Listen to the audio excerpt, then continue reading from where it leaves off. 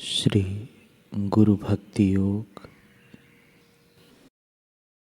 पवित्र शास्त्रों का गूढ़ रहस्य और प्राचीन सिद्धांतों का अर्थ केवल पुस्तकें पढ़ने से या पांडित्यपूर्ण भाषण सुनने से समझ में नहीं आता। जो भाग्यशाली शिष्य गुरु के साथ आजीवन रहकर उनकी सेवा करते हैं और गुरु के प्रति आदर तथा भक्ति भाव रखते हैं, उनको तत्वमसि अहम ब्रह्मास्मि सर्वखलिदं ब्रह्म अयम आत्मा ब्रह्म आदि उपनिषदों के कथन अच्छी तरह समझ में आते हैं और उनके अर्थ का साक्षात्कार होता है। गुरु कृपा आत्मा का आंतर दर्शन कराती है। अनेक बार की विनती और कठिन कसौटी के बाद ही सद्गुरु अपने विश्वसनीय शिष्य को उपनिषद की रहस्य विद्या प्रदान करते हैं। उपनिषद की परंपरा के मुताबिक आचार्य ब्रह्म विद्या का रहस्य अपने योग्य पुत्र अथवा तो विश्वसनीय शिष्य को ही दे सकते हैं और किसी को भी नहीं, फिर वह चाहे कोई भी हो और भले ही चारों ओर से पानी से आवृत वैभव से समृद्ध सारी पृथ्वी गुरु को देने के लिए तैयार हो। पावनकारी गुरु को दंडवत प्रणाम करने के बाद उनकी ओर पीठ करके शिष्य को नहीं जाना चाहिए।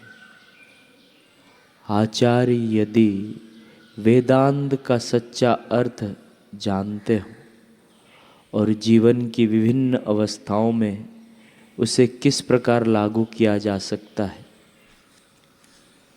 यह समझते हो तो एक बालक को भी वे वेदांत सिखा सकते हैं। गुरु की संपत्ति के प्रति लोलुप मत बनो। जो मुक्तात्मा पावनकारी गुरु हैं वे शांति और आनंद स्वरूप हैं। वे समदृष्टि वाले और स्थित प्रज्ञ हैं। उनके लिए मान अपमान स्तुति निंदा सुख दुख समान है।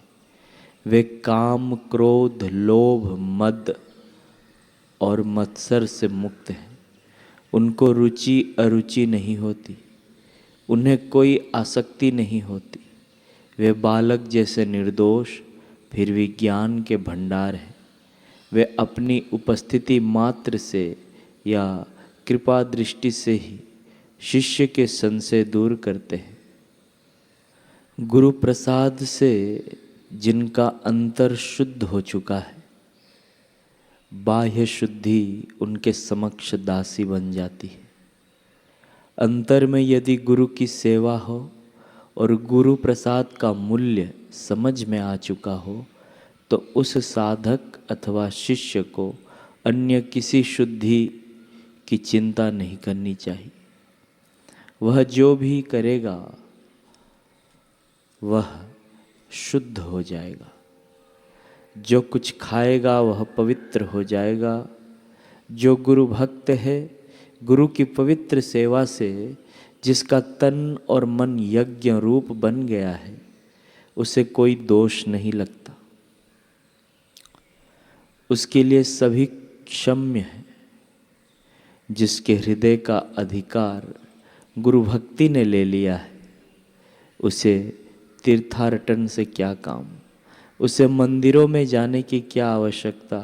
उसका मन ही मंदिर बन जाता है, उसका तन शिवालय बन जाता है। जिसके मन पर गुरुत्व ने अधिकार जमा लिया है, वह स्वयं ही चलता फिरता एक तीर्थ धाम बन जाता है। ज्ञानेश्वर जैसे एकनाथ, एकलव्य, तोटकाचार्य जैसे सत्पात्र सत शिष्यों को याद करने से, उनके नाम का स्मरण करने से, उनकी कथाओं का पुनरावर्तन करने से आज भी हजारों लोग पवित्र हो जाते हैं। ज्ञानेश्वर महाराज की गुरु भक्ति सुनकर अच्छे से अच्छे संत, प्रगल्भ वक्तागण तथा उत्तम प्रकार के गुरु भक्त भी द्रवित हो जाते हैं।